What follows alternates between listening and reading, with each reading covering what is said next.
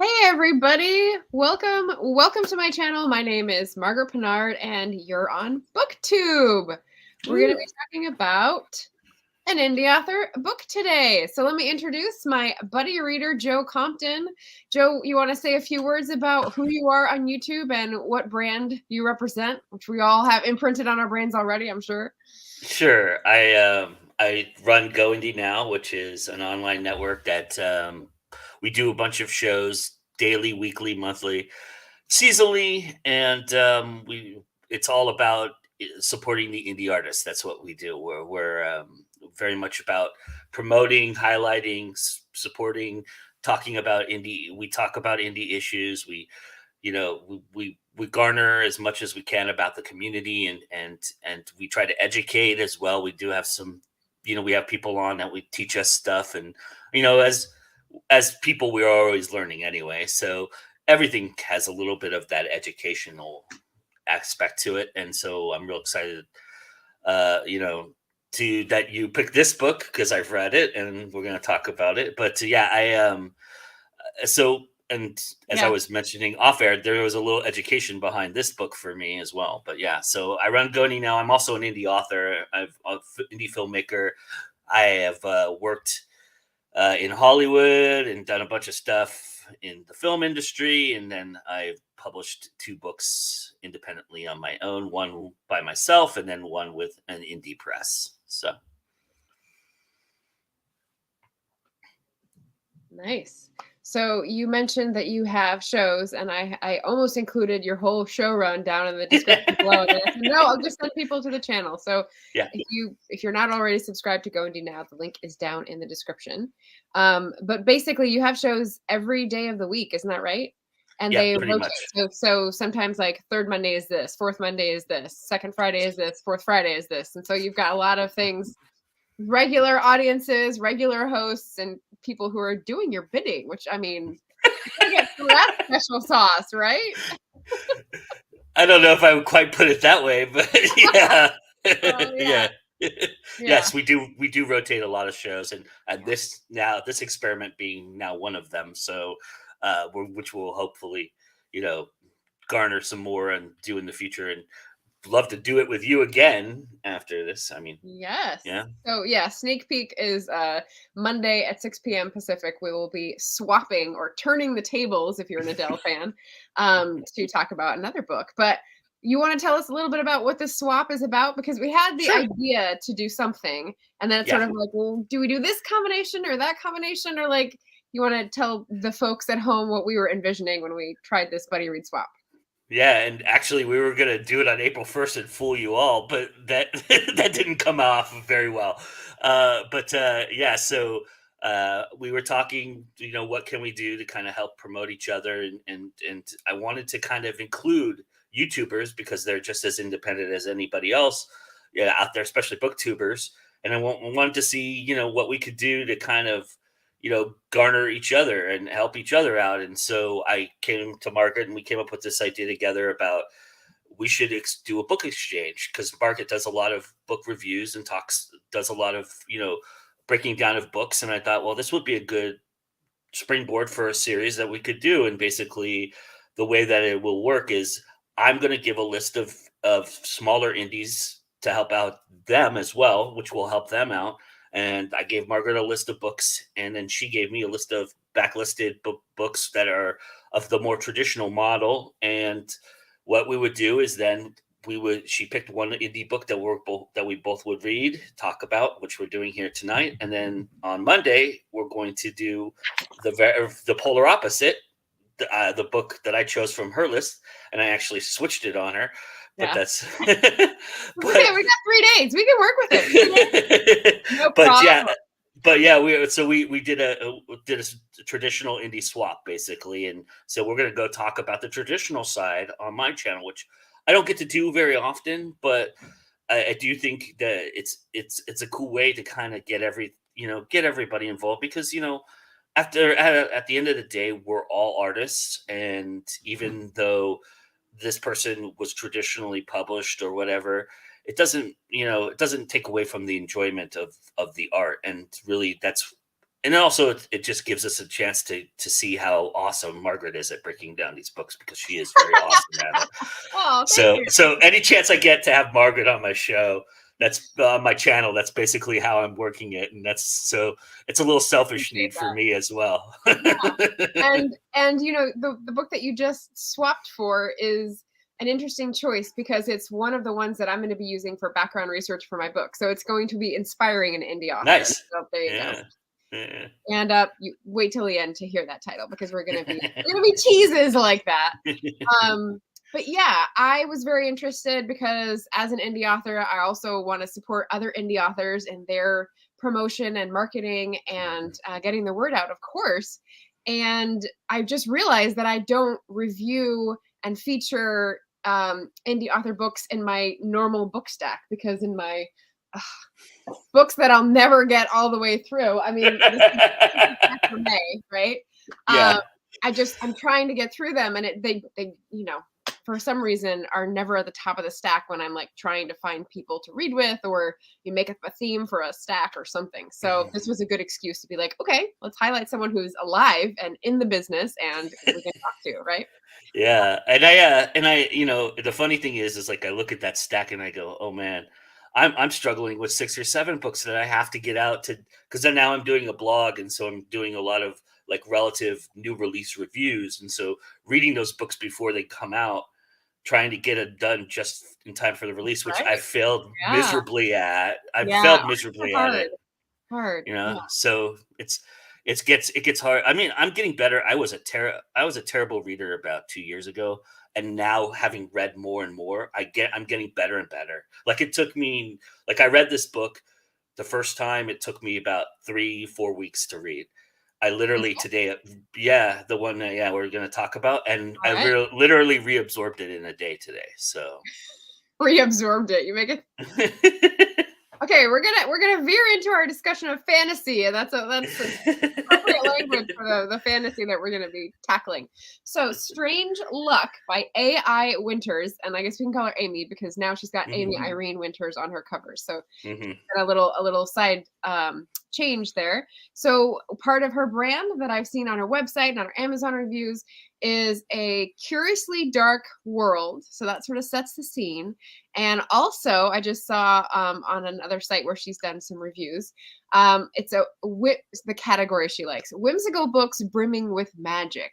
So those are the sorts of moods that we're encouraged to expect. Do you think this book, Strange Luck, her first one, I believe, measures up to that, or like fits well with that brand? Big time. Big time. I think, yeah, that's almost the perfect way to describe it in some respects. Whimsical, there's a lot. dark. Okay. Yeah, there's a little bit more. I mean, it's the dark part in this book is not as dark as like some of the horror stuff she's written and some of the more mature stuff she's written. But this was her first book on top of that. So, but I think, yeah, it's whimsical for sure, and fantastical magic. There's a lot of that in this book. So yes. Okay. So the premise of the book is there's a letter that is mysterious. There's a girl who's turning 18 and makes the decision to explore something to save her dad's life. And it's a portal fantasy. So she's going off on an adventure. She has a friend that she takes with her, and she's discovering all these new things and believing in magic for the first time as she's thrust into this world. So I particularly enjoyed the fantastical elements that she never stopped including, because every time she mentioned one of the things in the shop, she gave a little backstory of that was the thing that did this, or that was the mask that was supposed to do this. And it was really cool. So it's an antique shop where they specialize in things that are supposedly cursed and whatnot, and have a story behind them. So I loved how she kept including like little breadcrumbs, all those fantastical stories. Like that's definitely something that will get a reader like me. The name of the book is the name of the shop, by the way. It's Strange Luck. Yeah, Strange Luck Antique Shop. And what about the horror fantasy label? So we talked a little bit about this already, but Christy Stratos also has like a horror fantastical label attached to the books. So how would you differentiate those two? Because Christy's another great indie author that I have read and enjoyed. So how would you position them So definitely Christie's on the one end of the spectrum compared to Amy on this end of the spectrum for Okay. this particular book. Now Amy has written some books that are much darker and actually would even eclipse Christie's in some That'd be like respects. Summoner of Sleep.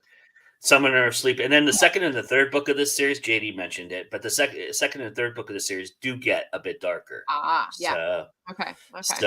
but this was like her finding her footing a little bit, and I think that's kind of how you look at it, and setting the stage for what's to come, because there is a lot to come with the next couple books of this series. So, but fantasy, for sure, fantasy. I mean, it's fantasy. There's no fantasy in Christie's element. Hers is all realistic, but the one thing that they do have in common is, and we'll get into this, I'm sure, the mind element, the thought element, the psychological element, right? So Okay. So when I read Christie's first book, I actually was not sure whether it was horror fantasy, like historical hmm, fantasy, or like horror that was okay. So here's something I brushed up on: the definition of horror being the thing that is not described or not named, so that the dread is what you sit with, ah, versus suspense or thriller where you get to see the terrible things, and it's not so much about what's in your mind and what you're imagining and dreading, but what you see and how terrible it is. So it's the unknown versus the known terror, or like terror and then horror. So yeah. by that definition, then yeah, this book would qualify, because we don't see the big bad for much of this book. So Yeah. you know, We get a description of like nails and claws and eyes mm, and such, but like it's very suggestive, which I appreciate. So yeah. And JD's chiming in, Summoner is way darker, as in way. So mhm, good. That's good information for me. Yes. And Christie's doing a Vela series, which is like yeah. dark arts of magic something. It's green with magic, and she's just released, I think, the last episode. So yeah, very exciting and definitely fantastical. So they've both got things that sort of overlap and have different labels. So, interesting to explore. One of the things I looked up in terms of portal fantasy, which this is one, is I found this cool article. I'll pop that in the chat because people who are writing similar stuff might be interested. Someone was talking about the four types of portal fantasies being um, where the world that you're going to is somewhat known or completely unknown. And the cross matrix with that of you voluntarily go and you are involuntarily ejected into the world. Sort of those four different combinations. I thought, oh, interesting. So which does this fall into? Definitely the world that you fall into, and I don't, Involuntary it's not and the one you unknown. know. Yeah, it's totally Involuntary unknown. unknown. Okay. Yeah, Yeah. yeah, it's because well, the cool thing is, like what you said, she establishes the known world very well at the beginning, but it really only has to do with, that's the marker. It's like watching a map come to life, right? Because that's the marker of where she has to get back to in order to get back from the unknown kind of Mhm. idea. So this is like the established known part has really nothing to do with the adventure they're going on, other than it is the destination she needs to get out of where she's at, kind of. Right.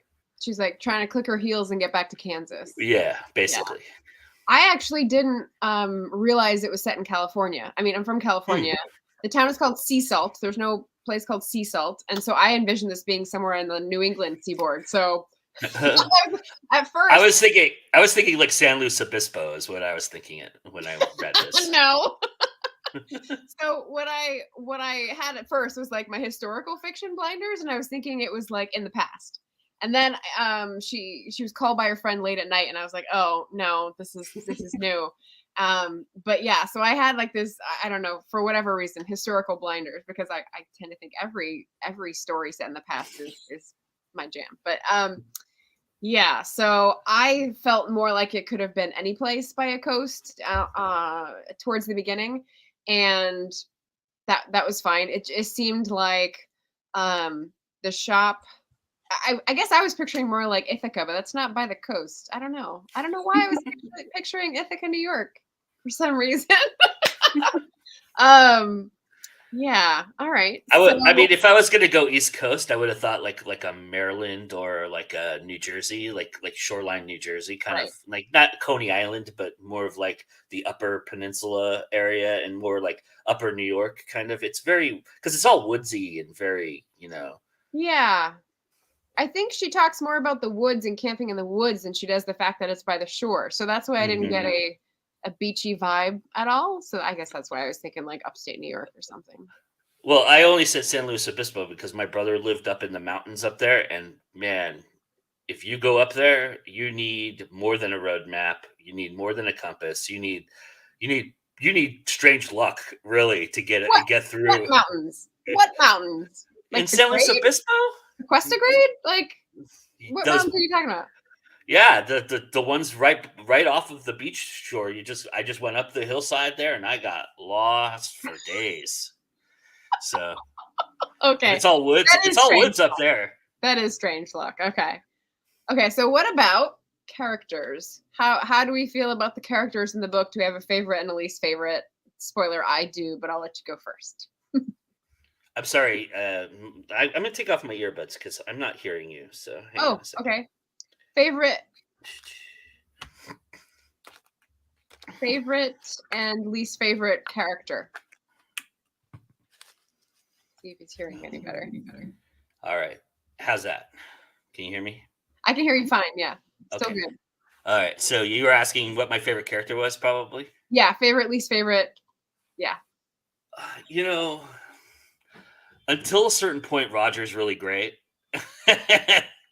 Okay. But I really like Netter better. I think he's probably it's probably You my stole favorite. mine. You stole mine. Yeah, he was pretty cool. So Yeah. Netterfetter is one of the, I don't think it's a real folktale, but it's a folktale in this world that she's grown up with, the main character. And he becomes part of the reality and is woven in fairly nicely, I thought, and given a Hmm. lot of character. I think because he has the power and he knows who he is, we're not going like up and down with him. And so that's why I felt like he was really fleshed out well. Hmm. Um, whereas Roger, sidekick number one, um, I, what was the point at which you didn't like him? Maybe if I like put this up Are real we quick. gonna do spoilers here because Yeah, it's a just for a quick second. okay? It's the point where he loses his memory and he gives up on her. That I was like, if he was really in love with her, ingrained with her, he would have fought all that through. But I know he couldn't help it, Yeah. but Yeah. still, to me, There's some logic about like the proximity to the entity sort of mhm, draining his willpower and turning his mind against it. Kind of like I don't yeah, know if we were gonna say someone in Lord of the Rings, like having the ring on them and how it sort of turns their ability to fight the greed into something lesser. If anyone out there is a Lord of the Rings fan, which I know Joe is not, but yeah, that's how I very relate. similar though. Yeah, exactly. So okay, so we align on that. So that's not very exciting. Well, then what about let's say we talked about setting, pacing. How do you like the pacing, action and tension? What did you think? Yeah, I like that she establishes this. This is an interesting idea because, like, I'm not a big exposition person, but she does a lot of establishing in the very beginning in the first act. There's a lot of like you were saying that she recognizes certain symbols that become important later on. She kind of foreshadows a little bit with those things. I mean, the letter obviously is a huge one, but though that idea, and then of course what's going on with her father, that makes a difference in kind of you caring about what's going to happen later on. And so all of that is well enough, and she gets into the adventure quickly, which I appreciated. There is like there's just some tropey things that happen that kind of slowed me down a tad bit, but all in all, the pacing was I thought it was pretty good in terms. I mean, getting through it, it didn't bog it all the way down for me. ever, really. I mean, Right. I had to get past a couple of things, but other than that, I was okay. Your reaction to things, Mhm. right? Not yeah, yeah. Yeah, just Um, things that I recognize, you as you know, you start talking about books, you start recognizing the same things that happen in a lot of this books, and there's a couple things in here that are very, very, you know, to the trope aspect of it, and that kind of when you see that and you see that ahead of time, you see it coming, it kind of slows you down a little bit because you know it's already going to come and kind of happen. And then when it happens, and it happens the way that it's meant to happen, which is good for a book, mhm, but still, if I know it's going to happen ahead of time, if they don't subvert it or change it up a little bit, which she does in a couple instances, but in a couple instances she doesn't, and that kind of slowed me down. I had to get over myself. It's all me. It has nothing to do with her and her writing. It's just me absorbing that and then moving forward. yeah. I thought the pacing was well done. I thought the tension was kept well in the order of like scene and sequel, as we're taught, in terms of like there's something ratcheted up and then like the stakes go back down, and there's something ratcheted up and then the stakes go back down. I read through this very quickly. The language is pretty simple because of the audience, and so um, I just was stringing right along. I actually made myself, because I read this as an ebook, I made myself stop at 25%, 50%, and 75% so that I could have a moment to like breathe and be like, okay, what has happened? Can I see the structure? Because I'm terrible at gauging like the points of the structure that every book has. I'm like, this is nonsense. But I tried to stop and sort of like envision it. And I still don't have a grasp of that. I think every book is individual and doesn't, deserve to be smushed into a three-act structure. Um, but yeah, when I stopped at those points and thought, I couldn't see where it was going. So it was good in terms of like eventually she's gonna get home, eventually the world's gonna get saved, but I don't know how. And I loved the solution and the twist. So Yeah, no spoilers, obviously, but I love how she got involved with like our perception of things and how memories are important and how that reflected back on the character's life and values. And I thought that was really great. yeah. It's the same point in which I don't like Roger is the same point in which I think this book really takes an interesting turn that I didn't expect. Can you say more? Just the memories aspect of it, and how they've started to piece together the idea of this is that's kind of the conduit to how she develops the strategy into how she's going to approach this. She doesn't know yet what that involves at that point, but she gets you can feel like that she's getting an inkling of what's really going on. That it's kind of a mind bender. It's kind of, it's a puzzle almost in Mhm. that respect. And before it was more of they were on a quest to find this person and that person, and then that happened, and that changed everything for her because she was getting frustrated. It was at a point when she just like she wanted to give up, and then Roger essentially does, and that kind of changed her whole attitude toward things, and kind of it was kind of like the Baromir moment in Lord of the Boromir. Rings. Boromir, yeah, it's Got it. kind of like his moment in Lord of the Rings, right? Where Mhm. you know that changed everything for the questers, because like when he gave himself up and fought through that, it was like, okay, the quest is on, and Yeah. that's kind of how that moment happened Or for off. me. Or Yeah. off, Yeah. Yeah. yeah, Yeah. yeah. That's But good. you Yeah. know what I mean. Yeah. That's kind of where it changed for me. Yeah. That's a good point. That's a good like point to hang a left or hang a right on in terms of the where the plot went. Yeah. Um, yeah. And it surprised me. I was really happy that it went the way it went, because what was to come of what the true like essence of the beginning of the quest was kind of like, it is kind of Lord of the Rings, right? But it Well, didn't the turn out. original thing was like trying to find a fountain of youth or somewhere where she could heal her father. Yeah. Um, oh, okay. So the portal, without giving too much away, we can talk about the portal and how it's creepy, right? So It's like Stepford. It's like dropping into Stepford almost a little bit. what's that? Like very like tropey, like over tropey for a reason, right? Kind of like like she puts her in a paisley dress and kind of like there's a realization of the world that they're in because they're making whatever is like utopia to kind of mask it. You know what I mean? Kind of. It's like somebody's messed up idea of utopia, basically. Okay. Okay.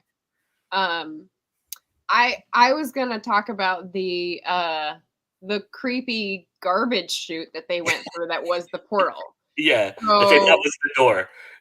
yeah. So they find all these like weird dolls and stuff, and I'm Yeah. like, okay, we're recalling Christie's books here. So yeah, and I thought that was that was an interesting twist, like the unintentional part of falling through the portal, and they still had to have determination, and they Mhm. were digging with their hands down 8 feet before they found it. That there was like voluntary effort at the same time as there was complete ignorance, and I liked that sort of coming together. So that was fun.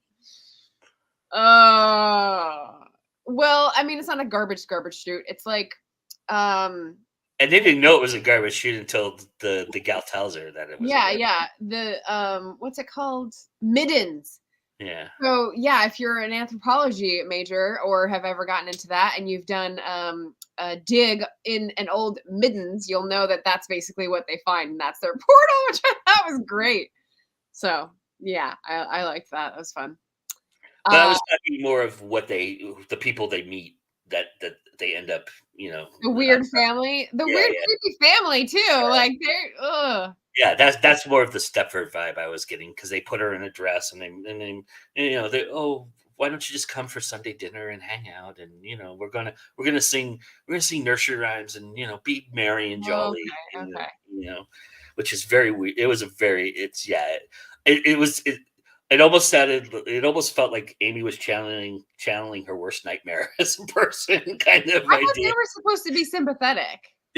Well, You don't think there. so? I mean, that's open to interpretation. They came back around at the end as sympathetic Yeah, characters, so that's where you get that from, right? yeah.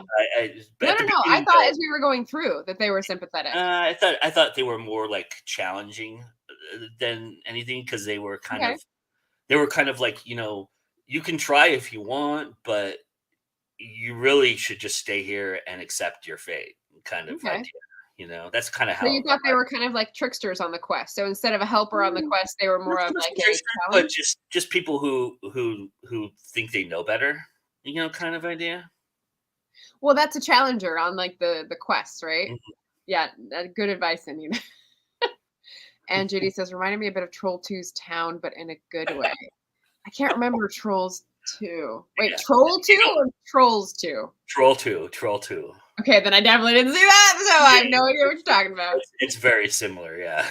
It Yeah. reminds me a lot of, like, Harry Potter, where the family tries to kinda mask the idea that, they don't want Harry to discover who he is, so they kinda treat him like shit, but they They're an obstacle. You're right, you're right. yeah, you're explaining the fact that they're an obstacle to the character's ultimate goal. Yeah. Um,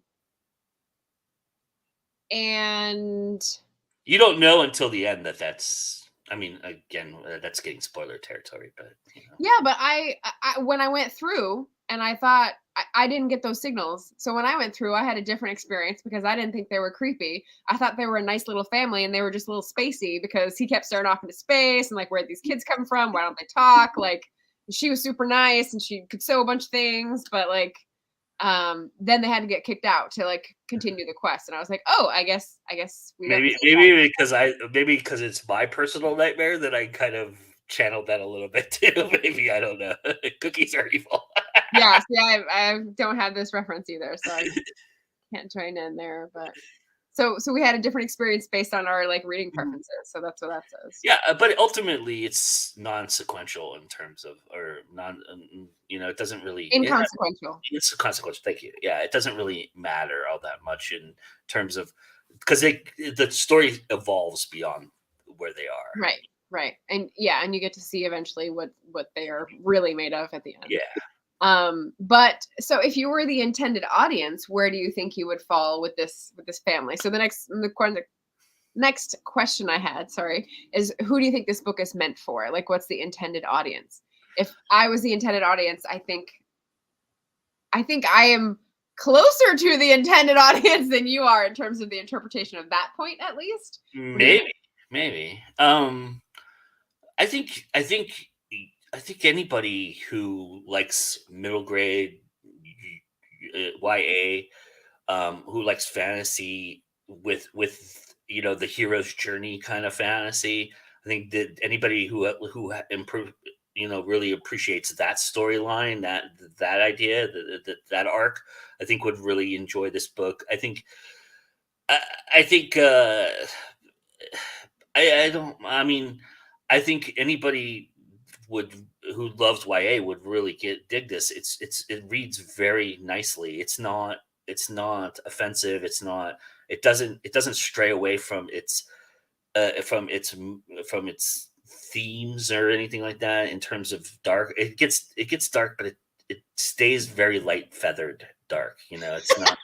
Light feathered demons. Yes. Yeah. Yeah. It's not, and there's no true it's all mind bending. So I also think if you really like psychology and like psychological stuff, you might enjoy this a little bit. Mm. Maybe the second and third act more than the first act. You may have to get through the first act to get to because what I really do appreciate is that it is YA middle grade, but it doesn't talk down like some of the YA middle grade would do in terms of, it doesn't water it down. It really gets into a mind thing and psychological, and there's some philosophy and psychological elements that I really appreciated that sung to me personally, like Christie's book sung to me. Mm. I mean, Christie's book is more on the creepy scale in terms of Yeah. Suspense. psychological. Yeah, but this is more of, hey, you have to figure out. It's like watching a Sudoku come to life. You have to figure out where the 1, the 2, the 3, the 4 is going to be placed in Can't order. relate. Hashtag can't relate. I don't do All right. Sudoku. But I do think ultimately YA middle grade is anybody who has a smarter child that would kind of enjoy this. I don't want to say there's dumb children out there, but there are dumb children out there, and There's even dumb children in fiction. We could point yeah. those out. It'll be nice, But, right? but I think a child that absorbs a lot of books would really kind of like this book a lot. I think they would think this is kind of their You know what would be a really great one? If you like Mysterious Benedict Society. I'm guessing you haven't read that because this is not your genre, but if anyone has read Mysterious Benedict Society, those are big chunkers. So it's not in terms of length, but in terms of picking up some smart kids, following them on adventures as they discover truths about their past and their, enigma selves, and work together to save the world in several instances. Like, I think that's actually a pretty good comp. I like Jenna's thought. It's Tetris Yeah. instead of Sudoku. There you go. Yeah, that's very much how it is. Although even if you're putting the pieces, like moving them around, and like you're putting the square to the long line to the jagged diagonal, as you do in Tetris, it doesn't fit all the way perfectly because there are some things that linger that are interesting about this that I think the second and third book explore, which leads to a second and third book. Okay. But I do think, because there's a lot more to the surface about who she really is, and we don't get a lot of that in this book because we're on this quest with her. We get a little inkling of that, a taste of it, but what you're going to experience if you move into the second and third book is that there's more of a purpose behind the nature of why she went through this. Interesting. Okay, so most of this book happens when she's 18 years old, give or take a day or a week, which is kind of spoiler, but yeah. We get an epilogue 3 years later when she's 21. So obviously the second and third book being later in time would be older, and therefore darker is okay. When I think about the intended audience for this, I would think like 10 to 14, 15, 16 in terms of Jenna's comment about it gets dark when it needs to and nowhere else is pretty apt, because you're going into a dark, scary forest. There's someone out to get you. You confront them, but there's no like, there's a sweet romance, but it's totally clean. And there's nothing of like the dark in that at all. and like Or the dirty. dad. It doesn't get physical or anything like that. Yeah, yeah. So the dad at home isn't in danger, and it's just like there's cuts and bruises and a swollen hand and a broken foot, but like they're magically healed in the next scene. So there's no That was like, funny. That actually made me chuckle when I read yeah, that. yeah. But that was So one of like, the tropes I was talking about too. oh, okay, okay. But again, Netterfetter, who does these sort of magical things, is our Yeah, favorite character yeah, because it he's got works. it going on. Yeah, Yeah, yeah, it works. I mean, nothing in this book doesn't work. She connects the dots very well. She just leaves some ambiguity to what you're thinking about where this is really going and how much more there is to this story. But there's room for a series. Yeah. as far as this story goes, she connects the dots really well, and she begins it and she ends it, and Mm. she does so perfectly. You were talking about three act structure. I think for me it was very easy to see the three act structure to the and how it ends. I'm not trying to. I'm not trying Like to. we feel bad about myself now, I'm Joe. not trying to do that. I'm not trying to do that. I'm sorry. I shouldn't have said that. I No, was you're trying to avoid saying that, it's all good. All good. but I did see it. I mean, I saw the moments where they, and then they upped the ante and the twists and I could see the roller coaster Yeah, and how yeah. it The went. shoots and And ladders, if you will. yeah, and it works. It works very well because it does that. Doesn't leave you with anything you wouldn't think about. Yeah. So when I think about age group and audience, I think about the YA that I did, which is like there's only one, and I have someone who's 13, like 13 to 14, going into high school as my protagonist. And so when I originally wrote it, I thought it was going to be, I don't know, a regular book. I didn't have any sort of intended audience in mind. And as I went to the developmental editor with it, and she was like, "So is this YA?" And I was like, "Oh, the protagonist is 13. Yeah, I guess so." And then we sort of had like big muddle about the plot and the rising action and the resolution and everything because of that. And so when I think about like the themes and the language, I think, well, then where is my book? If this is this, like, how should I be marketing my book as an I indie think I think to author? be Well, I think to be fair, she's a sheltered 18. Like True. 18 is a big plot point for this for a reason in this book. Right. It's not so Ownership. much that it's she's 18 so she has to have this maturity level. She's actually just like she seems like she was homeschooled and like this is her whole life. The shop, she's only known the shop. So she's been kind of sheltered. Plus she doesn't recognize signs about Roger and how much she's very daft to Yeah. all of that. So Dense. Yeah. yeah. So it's like I think it reads like you would think at times she's like 14 or 15 in some instances. You know what I mean? Yeah. NG loves that 3x structure. Yeah. Jenna's got it. I need to say, sounds like it might appeal to fans of Inkheart or Coraline. Coraline, Inkheart, yeah, Inkheart for sure. yeah, Coraline's a little darker than this, actually. I mean, you would like. I think Amy would really love that comparison, but I don't find Coraline as much in this book as I do Inkheart. Inkheart, yeah, for sure. yeah. I agree. Coraline, when I didn't read it, I watched the movie, and it definitely had me discomfited with some of the assumptions about social obligations and Mm, relationships, and I think that might be too complex mm, for the audience this is written for. So I think yeah, it's but like adjacent, but like yeah, overlapping a little. Yeah. yeah, and I just think that the overall like goth aspect of Coraline is not apparent in this book at all, really that much. Yeah. Coraline is darker, but for younger And audience. this book. I think this book could be labeled a little darker. I mean, like again, if you have a stupid kid, they're probably not going to get it right. It's going to be difficult for them to get through to the third act, especially that part. But like a really apt reader, a young reader who reads a lot of these kind of books would probably enjoy it very Yeah. much. I think. Yeah. I'm wondering, like, okay, so I'm comparing now in my head, I'm thinking of Charlie and the Chocolate Factory, where you have stupid kids, right? Who are in Yeah. there. And I'm like, well, so if a kid is reading this and they're not seeing where it's going, or like seeing the downfalls of all these kids, like, is that entertaining to them? because I don't think there's any stupid kids in the story either. The No. two we have are pretty smart. Yeah. And they're the only two kids in the story.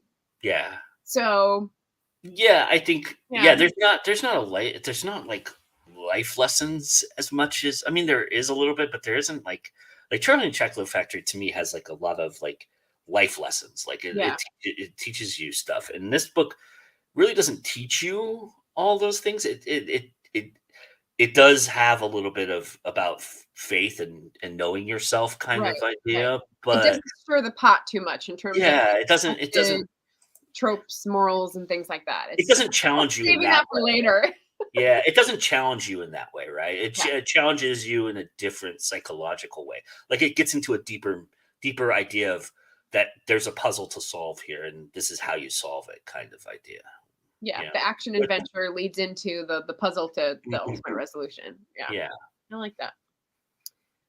Okay, so a little bit to wrap this up a little bit, we're going to dive into the indie author-ness of this because that is pretty exciting, and we've all got our indie author hats to put on. Why don't I read more indie author books like this? So can you diagnose this? I had two ideas, and one was the age and the cover because it sort of speaks to the younger audience, and there Mhm. are a lot of booktubers that Amy could definitely appeal to that read middle grade as part of middle grade March or read young adult and fantasy, and I'm sure she's appealed to them. I'm sure she's like got lines on those audiences as well. And also the fact that it's on the Kindle, which is just a hang up for me because You can buy it in paperback. They do have a Sure. paperback, but yeah, she Yeah, does have it in paperback. But yeah, I mean, I yeah, looked at that too. Yeah, it's one of those hidden gems, right? And that's the whole point of what I try to do a little bit more.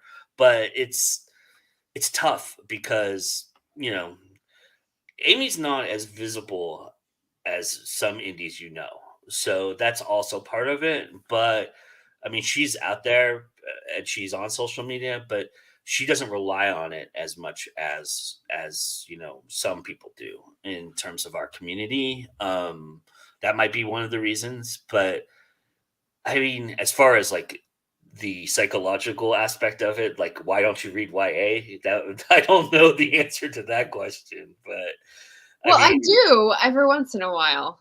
So the subject of the swap is that I'm the hashtag queen of books you've never heard of, and so I definitely investigate the backlist. So I some of those include young adult, some of those include middle grade.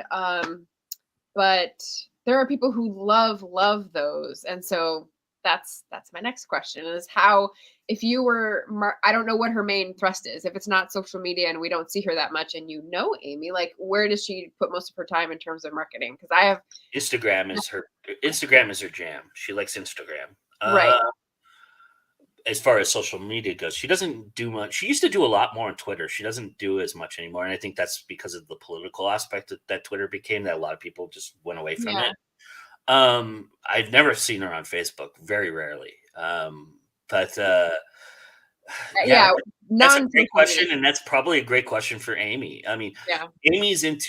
she's a heavy metal. Her husband is a guitarist, Oh my gosh. and she's into a lot of metal, into that scene.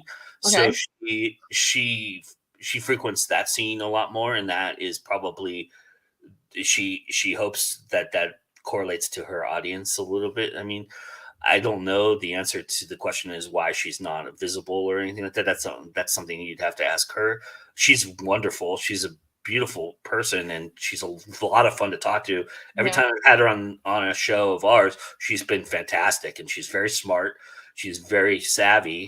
I don't So think I've caught her on your channel. I mean, you have like a it's been a dozen while kids, since she's so been there. It's been a yeah, while, but yeah. in the early days, she was there a few times for me. Got So it. Cool deal. So one of my questions is what would help get this book in front of the right audience? And I had some ideas. So one of the things I noticed, I recognized a lot of the names in her review categories, the ones that divulge their names, including some people in the chat because they're yeah, awesome. she, Um, and so like number one for me, obviously she's already got a lot going on in terms of word of mouth and reviews.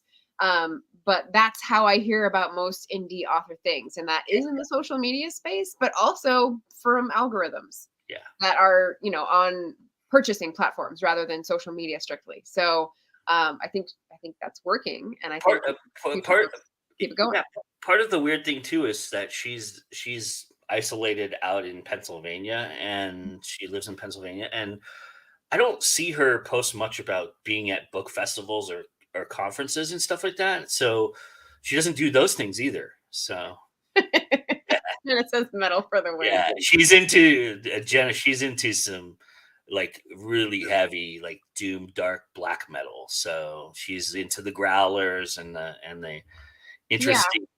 interesting like Norwegian death metal and Oh my Swedish death God. metal and stuff Oh like my that. God. So yeah, which you like if you met her and looked at her in person, you would never think that she lives the idea that you can't judge a book by a cover. Yeah, that's in her bio, the jujitsu. Hmm. Yeah. Oh yeah, that's she's into that too. Yeah, That's for sure. awesome. Yeah. Well, yeah, okay. So that is you've stolen again one of my answers, which was events and cons with cosplay atmosphere, because she's got such great whimsical, fantastical vibes and the dark stuff that also lends itself to cosplay. So I feel like she would attract a lot of people if she had that vibe or had a presence at cons. So if that worked into her, her life schedule or however it was working, that would be great. Um, and then school lists and book fairs and libraries, like, I don't know. I don't know that most indie authors are aware of those opportunities in terms of asking people to request library copies. And Michelle Schusterman was just talking about how You much know, she has gotten from being on the books and fairs list. It's like a subsidiary, right, that yeah. TradPub people negotiate, but you can also get on there your dang self. So yeah. One of the things that I think too for her, this may not be what she's after. She may not be after that. I mean, because she's savvy, she's very savvy, she's very smart, and I would think if she really wanted to go after it, she could find a way to do that, and we would know a lot more about her. And then this might not be her motivation. This. I mean, for it's hard to believe, but for a lot of people, they do view this as a hobby. Sometimes they do Yeah. view this as Yeah. not they're looking to make this their life. I mean, and so I think, you know, yeah. Boo. Sent to a library, someone got free books. Boo. Huh. So Yeah. yeah, I mean, it just may not be in her nature. She Yeah. might have other things that she's more interested in. I don't know. I don't True. know her that well to know that. True. Oh, we're getting some knowledge here. Jenna saying schools are very limited on what and where from. They have a Yeah, lot of time to oh god, I just read this thing speak at the school. about Yeah. Florida and banning like 40 books that I was like, why? Oh yeah. Well, Florida. Yeah, Yeah. there you go. Judy calling her sweet, bubbly, and deadly. Maybe she just didn't think that this was her first book, so maybe it's like that thing you don't want to talk about kind of idea. Yeah, Maybe no, my like, earliest books. Yeah. it's having realized now I was attempting to rewrite my first book, and it was a nightmare. It was just like, and it was like, maybe some things are better left lying. Oh, okay. Yeah. Got it. And I don't know if she feels that way. I think she's very proud of what she's done, and she should be. This is really good for her first book, for sure. Mm. But you know, Yeah. that's you never know people, and their motivation and their thoughts. So, Yeah. and I'm not gonna disparage her if that's how she feels. So Yeah. Well, I mean, if someone looked at my book career and was like, why don't I see her books in more places? That's kind of what I was thinking is like, well, Mhm. from the outside, what does it look like? That might be a helpful perspective. Um, yeah, but you're right. An earlier book would get less exposure, period. And, her website's fantastic. She's got all these reviews. So obviously she's doing stuff right. I'm Yeah. just like putting other stuff out there in case, I think everybody would love an extra hand helping out. So, Yeah. it's that's kind of why I've been able to do what I do. So I think it all helps in the end. But how Yeah. how she decides to take that is up to her, not up to us. So Of course. Yeah. I always solicit advice and then just sort of sit on it and think about it for quite some Right. time. So that's where you Yeah, that's us as more artists power to too, her. right? Yeah, that's us as artists too. I mean, that's just the way it Yeah. is. Yeah. You know? So any So, final questions? We're gonna go through coming attractions. So Joe, I'm gonna point to you for your Sunday, and then all we've right. got a Sunday. I've got a Sunday, and then we'll ping people for our Monday chat on your channel. So tell us what's coming up Sunday on Go Indie Now. Sure. So, actually, I want to mention that I have a 3 act structure show coming out, Ooh, hopefully later tonight, maybe okay. tomorrow morning. I'm still working on it as we're talking. Well, not as we're talking, but before we were talking, I was working on it. But after I'm going to go back to it and work on it some more and get it out there. So, a 3 act structure is a show that we do, and we're this season. It's a panel show, and this season we're talking about character arcs. So Mm, this particular show is about the mentor, so the mentor character. So which is kind of ironic. We're talking about this book because there is a mentor kind of character in this book, even though it's a mentor she created in her own mind. But I do think Net or Better is kind of around that that mentor trope a little bit for various reasons, but he's real. What are you talking about? She read about him as a little girl. Oh wait, is that an implanted memory and I didn't even realize? we get into that some other time. But yeah, so I have that coming out, and that'll be out, and then you can watch that anytime. And then we do This Week in Indies every Sunday, noon Eastern, 9 a.m. Pacific. And this week actually is being hosted by the awesome Madeline Dale. So Woohoo, and Maddie. she's going to talk about social media marketing with the panel that we have set up. Oh, So yeah, it's a full panel. That thumbnail is like popping with all the faces. Very exciting. So if you're on the West Coast, that's 9 a.m. in the yep, morning, yes, bright and early. yes. Um, and right after that, I have at 11 a.m. the series that I'm doing, which is Sundays on StreamYard, and I have a featured guest this Sunday. D. Blair Gold is coming on to get a little bit of the nuts and bolts of StreamYard. So I've put her on my thumbnail because she's gonna have a little fun. We're gonna like press all the controls, and hopefully she won't destroy anything. But yeah, D. Blair Gold, she's great. She's an author tuber who is just starting out. She's getting practice doing sprints.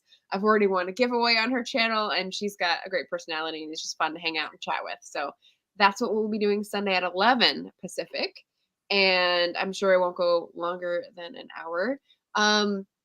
Before yours, I'm actually going to be on a sprint for Michael C.B. Chen's, what is he calling it? Ridertown Junction. He's got a ride-a-thon for Cool. Saturday and Sunday. So I'm going to be up at 7 a.m. on Sunday.